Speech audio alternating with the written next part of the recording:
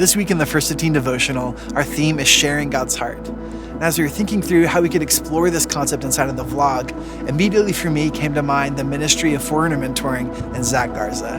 I'm so excited today if you get to hear Zach's story and the story of foreigner mentoring. Welcome to the First 15 vlog.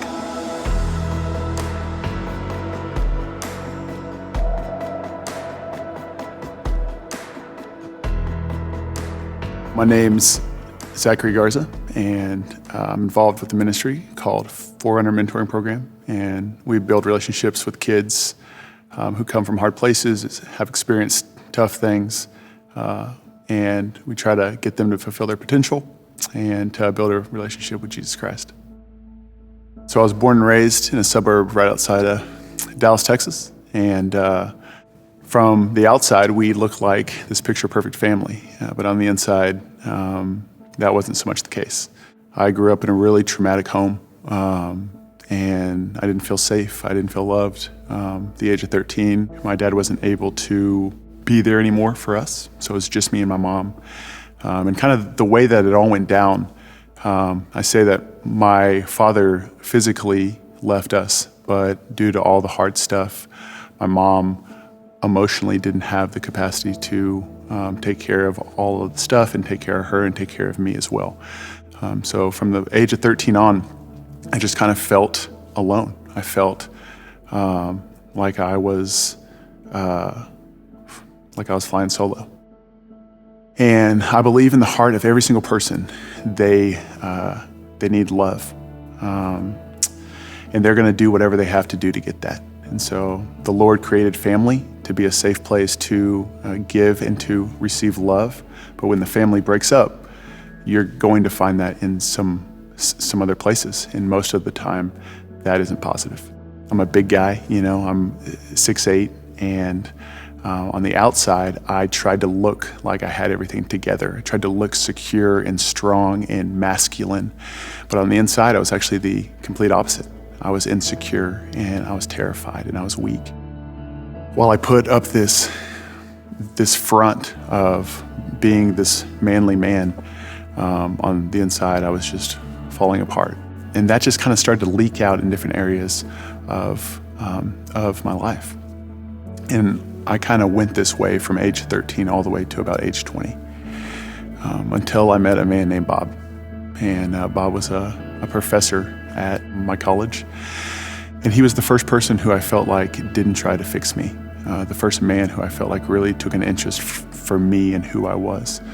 And not having experienced that for a long, long time, I kind of found that love fix through Bob. And I found myself following him around. I found myself during off times going down to his office and just talking with him.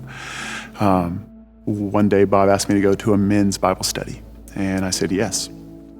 And I walk in, and I don't feel comfortable because my life doesn't line up with a person who would go to a men's Bible study, and I'm surrounded by people who know me as the wild guy, and they're like, this guy doesn't belong. But I went because Bob asked me to. So I'm sitting there in this men's Bible study, and Bob starts talking about the Father heart of God. And anytime someone said the word Father, I would get real angry, and my fist would start to clench up. And as he's talking about God the Father, he says, God put fathers here on earth to be an example of him. God is kind, God is patient, and that's how fathers should be. But for some of us, what if your father isn't that? What if your father might be the opposite of that? And as Bob's saying this, I get this overwhelming feeling of emotion, and I start to cry. It was the first time that I had cried in 7 years, and everything that I had been suppressing just started to come up, and I couldn't help it.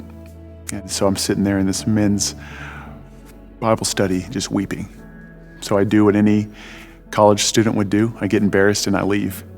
And as I'm walking out the door, Bob comes chasing after me. And he grabs me by the neck and he pulls me in for a hug. And he says, Zach, I love you. And I'm so proud of you. And I'm so glad that you're here. But you've got to deal with these issues because it's killing you on the inside. And while I would say that my actions didn't necessarily change that day, I think that there was a shift in my heart. Because I was going down this path to ultimately become just like my dad, just like my dad's dad, and just like my uncles. And I believe that the Lord used Bob's intentional relationship to take me off of this path of darkness and put me on a path of light.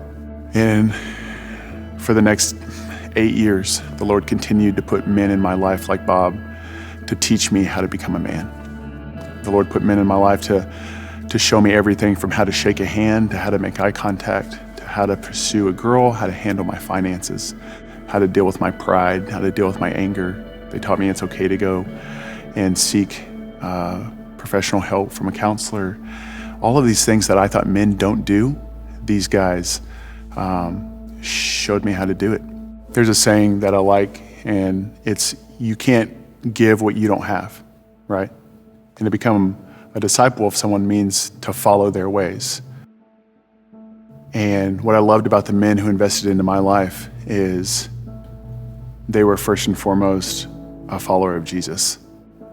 And they didn't sit me down and give me hey, these are the 10 things that a Christian man does. You know, they didn't talk at me. Instead, they allowed me to come alongside them as they experienced life with Jesus.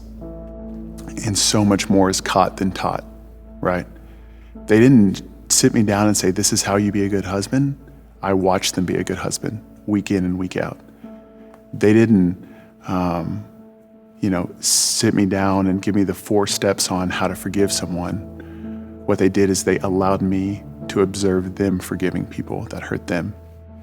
And to me, that sounds a lot like Jesus, because Jesus didn't sit down and, hold a course on how to follow me. Instead, what he did is he invited people along. And yeah, he, gave them some wisdom here and there, but I bet the 12 disciples learned so much more just by watching Jesus and observing his ways and coming alongside him. God's heart is for the fatherless. God loves the widow. He sets the lonely in families. And I believe that it's my job and my call to take the father heart of God and to help people experience that in a real way. And it's my job to do that on a day-to-day basis. And how we do that is we encourage mentors to invest into the life of kids in their community who have experienced hardships, whether they're growing up without a father, or they're poor, or they're new to this country, or they're in families that might not have an opportunity to be stable right now. We run after-school programs. So instead of a kid going home and being by himself, he's coming to a safe, fun, and engaging environment where they can have fun and do their homework and hear about Jesus Christ. We do summer camps. So when the kid doesn't have anything to do in the summer, we send him to a camp where he can build relationships with other adults who love Jesus. And we build a community and a relationship with the single mother. And we let her know that she's not alone. And anything that we can do to help her flourish, we want to do that. Whether that's providing them with just a night off and we take care of the kids so that they can rest. We believe that relationships change lives. And first a relationship with Jesus Christ, but also to a relationship with someone else. And that's what we do on a day in and day out basis. We build relationships. There is no one else like you. And the Lord has given you a story that no one else has. And he's done things in that story that put a magnifying glass on who he is and on his heart. There's so much power in our testimony and just being open to share what the Lord has done or what the Lord is doing. And the best place to do that is just where he's given you a voice.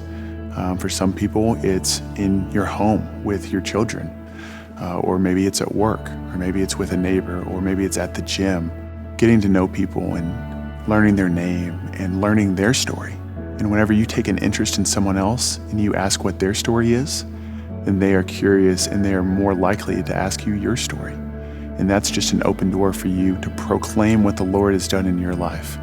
And perhaps the Lord has taken your pain and turned it into a passion. Perhaps he's done something in your life that is going to make the person that you're talking to say, I think I want that. Taking an interest in other people and asking them good questions and learning about them and investing into them will give you the right to be heard, and you never know what the Lord's going to do with your testimony. To hear more from Zach, you can find one of his blogs on our website, first15.org. There's a link in the description below, or go to forerunnermentoring.com. Come back next week when we explore another video helping you eliminate any barrier between you and the deeper things of God. Thanks so much for watching. Have a great rest of your day. May God bless you as you seek Him.